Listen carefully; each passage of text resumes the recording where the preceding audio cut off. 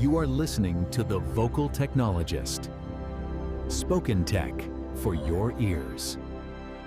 I was just reading about another generative AI startup pulled in $500 million, like almost overnight. Just a deck, a vision, wild. Yeah. It really feels like every business metric, especially in finance, it's running on a different clock speed now. Like speed is everything. It absolutely is. And for you listening today, especially if you're deep in the tech side of things, maybe building something yourself, it is Founder Fridays. After all, we've pulled together some really fascinating material. We're not just looking at, who raised what. Yeah. It's bigger. It's really about this fundamental shift in how global finance works. How money moves. Exactly. How trust gets built or maybe replaced, and who gets capital when they get it. That's the core of it.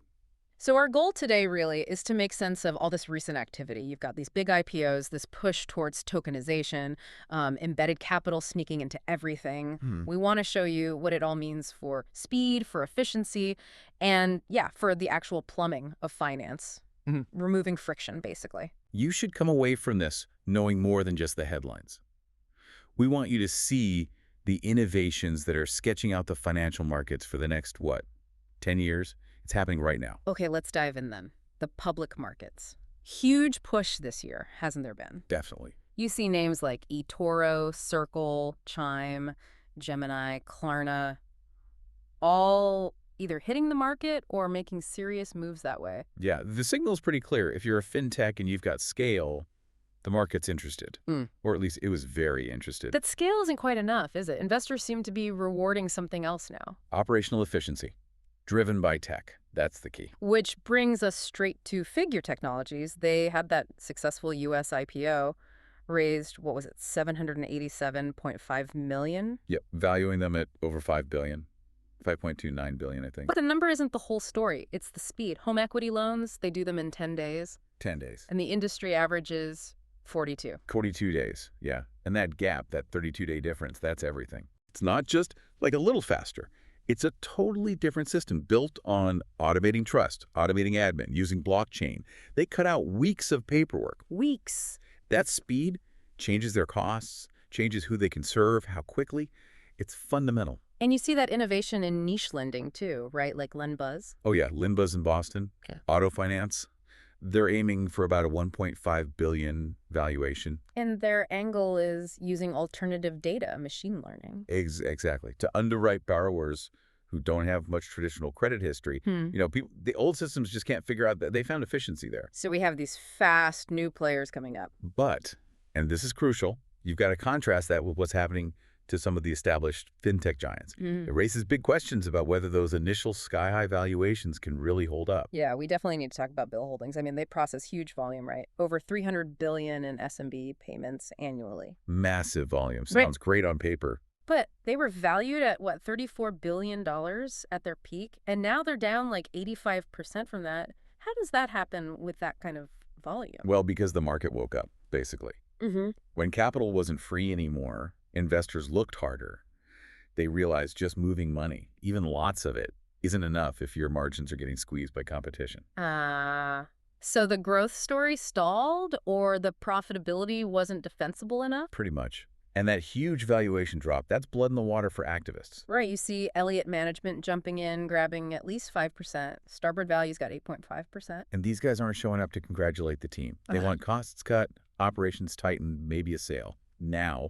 That pressure explains a lot of the consolidation we've seen, doesn't it? Competitors like Coupa, AvidXchange, Melio, all acquired or taken private. It becomes the logical next step when the public market story falters. M&A takes over. Okay, so that pressure on the old guard sets the stage perfectly for talking about the tech underneath all this. Blockchain. Let's go back to Figure CEO Mike Cagney. He had that great quote. Blockchain lets us displace trust with truth. That sums it up perfectly, doesn't it? Yep. It's the core idea. You don't need layers of people and institutions verifying things slowly and expensively. You just need the record. Immutable, transparent, agreed upon. Exactly.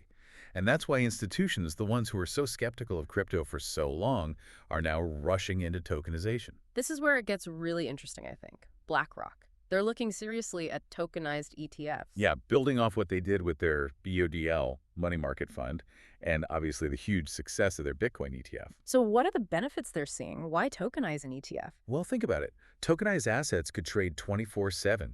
No more waiting for market open. Okay. Global access too, right? No geographic limit. Potentially, yeah. True global reach. And maybe the biggest thing, using those assets instantly as collateral within crypto networks, DeFi, lending, whatever. Your asset isn't just sitting there locked up until Monday morning. Becomes active capital. Instantly usable. That's a game changer for efficiency. And it's not just happening in some unregulated corner. NASDAQ is involved. Huge. NASDAQ, a major U.S. exchange operator, is working with U.S. regulators. They want to list and trade tokenized securities on a main exchange. That's massive validation, regulatory validation. It absolutely is. And connecting this back to, everyday payments. Yeah. Even the giants are shifting their view. Look at PayPal. Their CEO, Alex Chris, he sees stablecoins, how did he put it, not as a threat. Right. He called them the next evolution of payments, especially, he said, for cross-border stuff and B2B, places where the old rails are just clunky and expensive. And we're seeing it in action. MoneyGram, a legacy remittance player. Built on a $42 billion network, yeah. They partnered with CrossMint. To use USDC, the dollar stablecoin, for remittances, starting in Colombia. So you send dollars, it becomes USDC. The recipient gets local currency. Faster, cheaper, less friction. Getting. Okay, so we've talked market structure, IPOs, blockchain. Let's pivot now to the user experience. How finance is kind of disappearing, becoming invisible. Embedded finance, yeah. It stops being a separate thing you go do and just becomes part of the platform you're already using. It changes the whole relationship with capital, doesn't it? Totally. It's not this opaque application process anymore. It's seamless. It knows the context. It pops up right when you might need it. Often pre-approved. That Uber Eats partnership with Pipe is such a great example. Perfect example. Wow. Capital offers, right there in the manager app for restaurant owners. Based on AI analyzing their sales data. 6 months of anonymous data. Yep. And look at the results. 98% approval rate. Funds often hit the account in under 24 hours. Wow, 98%. And the underwriting isn't your old FICO score. It's based on their actual real-time performance on the Uber Eats platform. Repayment is tied to their future revenue. Super flexible. That model feels like it could go everywhere. It is. Stripe Capital just rolled out in Australia. Same idea. Quick financing based on your payment history through Stripe. Funds in a couple of days. Your platform data is the new collateral. Okay, so platform data is key. And this embedded idea is hitting specific industries too, like buy now, pay later, BNPL. Right. BNPL used to be mostly just for online shopping, small ticket items. But Affirm is pushing it further. They're integrating with Apple Pay, right? For in-store use. Taking it into physical retail, that's one big move. But the other one, maybe even more interesting, is their deal with ServiceTitan. ServiceTitan, that's software for contractors, plumbers, electricians. Exactly. And this partnership embeds financing options directly into quotes for big-ticket home repairs, things that average like almost $9,000 a year per household. So the contractor can just offer financing on the spot for that new HVAC system or roof repair. Right there in the quote. It shows embedded finance isn't just for small stuff. It's getting into these high-value, specific B2B2C markets where getting traditional loans can be a hassle. That leads us right into the next big battlefield, payments themselves, specifically trying to bypass the card networks. Account-to-account payments, A2A. A2A is exploding, especially where the infrastructure supports it. Because for merchants, the cost savings are just huge. Explain that simply for folks listening. A2A means? It means the customer pays the merchant directly from their bank account, securely, through open banking APIs usually.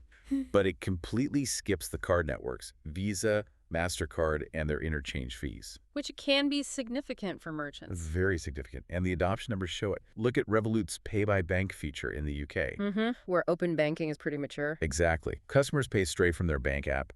In the UK, the number of monthly open banking payments jumped from 15 million to 27 million in 1 year. Doubled, almost doubled in a year. Yeah. That tells you merchants are pushing it. Lower costs and often lower fraud risk compared to online card payments. It's a big win for them. Okay, so A2A is chipping away at cards. But looking even further ahead, there's this concept, maybe something we'll discuss more on the Vocal Technologist, this idea of A2B2B2A. Ah, yes. Account to bot to business to account. It sounds complex, but the idea is profound. It goes beyond just people-paying businesses. Right. The argument is, eventually, AI agents, bots, will manage a lot of our financial lives for us. Think subscription management, finding better deals, handling payments, maybe even basic investing or fraud monitoring, all done by your bot. So in that future, financial systems aren't primarily interacting with me, the human. They're interacting with your bot. Yeah. Your highly personalized AI-powered financial agent. The bot becomes the customer, in a way. That is a mind-bending shift. The bot is the interface. Precisely. And you can see the groundwork being laid. Look at PayPal again. They're launching these new personalized one-time payment links. They support sending and requesting money now, but soon they'll handle crypto too. Bitcoin, Ethereum, their own stablecoin, PYUSD. They're building flexible rails for a future where the type of asset being moved is much more diverse and potentially managed by algorithms. So wrapping this all up, what's the big takeaway for you listening? We've covered a lot.